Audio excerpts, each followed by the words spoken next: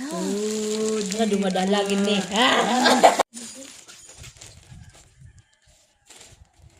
Open natin mga mami.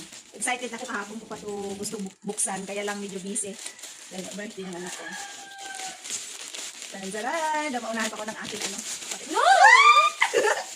Oh, na dumadalagin ni. Maunahan pa ko! Ala, cute.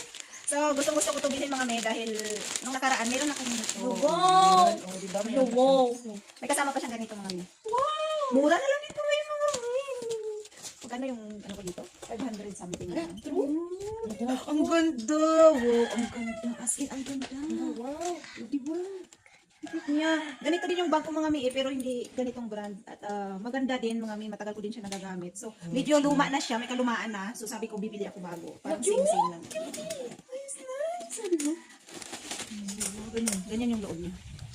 Wow! Diba? Super sulit mga mi. Pag bumili ka nito, as in sobrang sulit mga mi para sa, 500 magkano to? 500 something. Oh, ganyan yung ano niya. Siguro ka. Diba? Ang ganda. Ganyan siya. Wow. Yung likodan niya, andyan. Merong pocket dito. Oh. Wow! Andyan. Diba? So, same talaga siya sa bag ko mga minaluma. Ito din. Logobi. Sulit na sulit. Ganyan siya mga mami. So, talagang super ganda yung mga mami. Ayan. So, ilagay ko lang yung link sa Yellow Basket mga mami. Kung gusto mo rin bumili ng ganitong klaseng bag. Sobrang ganda, sobrang tibay niya. Kahit